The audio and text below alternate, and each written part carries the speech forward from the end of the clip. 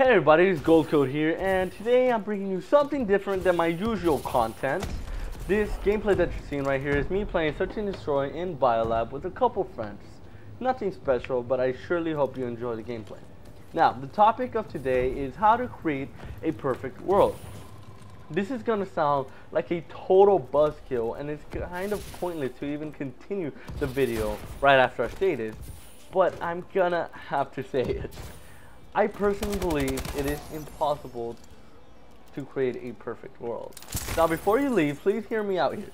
Before we can do anything on this topic, we have to ask, what is this perfect world, this utopia everyone so longs for? Now the definition of utopia is literally no place. Basically a place that doesn't exist, where there's nothing at all. Later on, it became a word that meant a perfect world. This started around the Renaissance era. I don't really remember exactly when.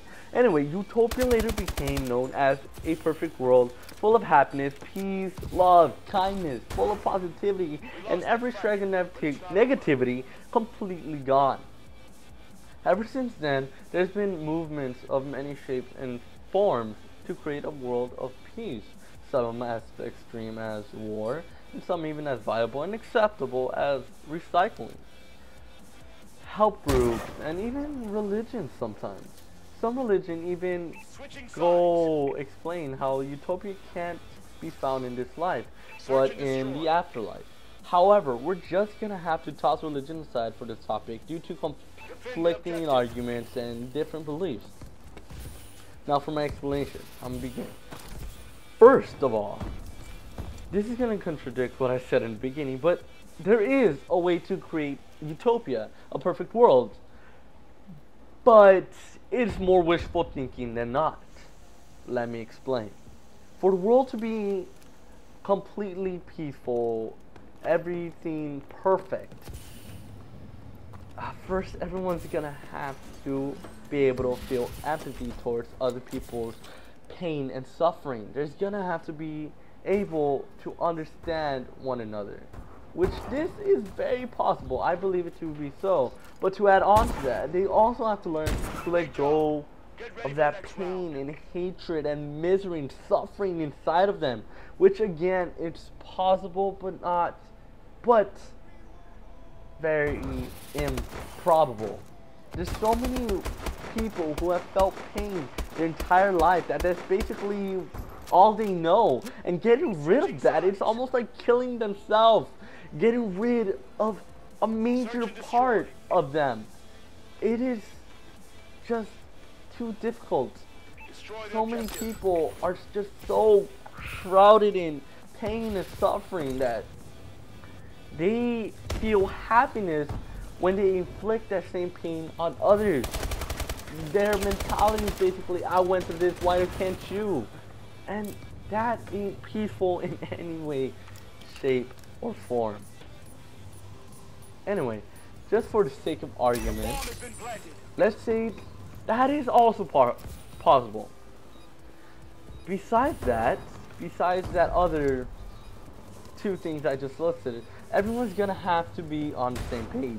Everyone has to see peace in the same way, due to the fact for there to be peace, conflict has to be gone, has to be non-existent.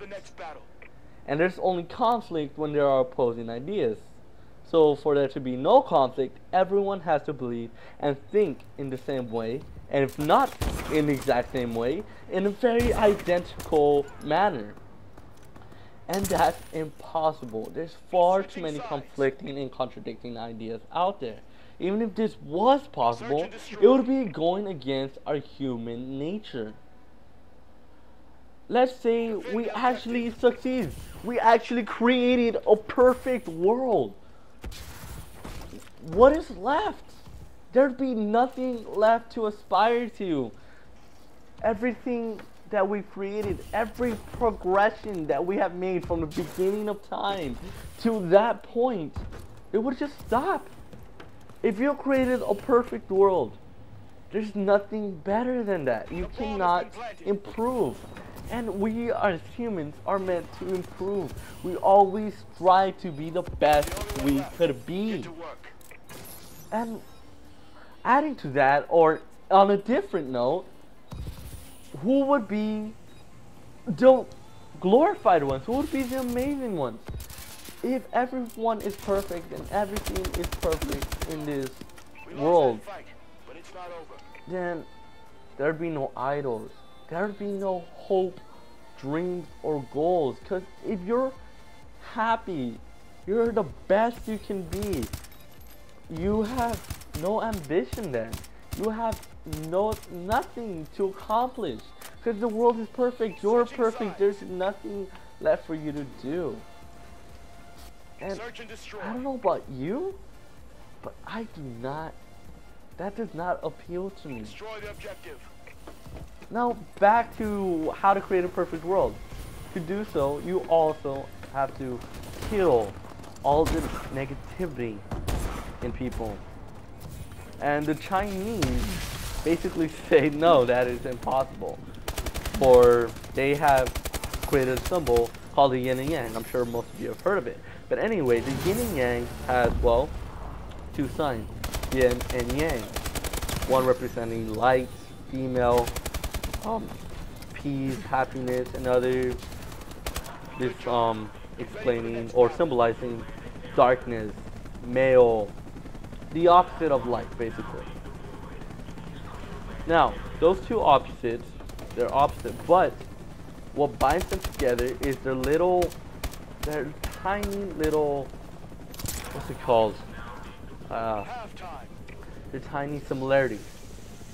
For example, in the yin and yang symbol is just one half side is white, the other half is black, but there's a little dot of black in the light side, and there's a little dot of white in the black side, symbolizing that every darkness there's a little light, and every light there's a little bit of darkness.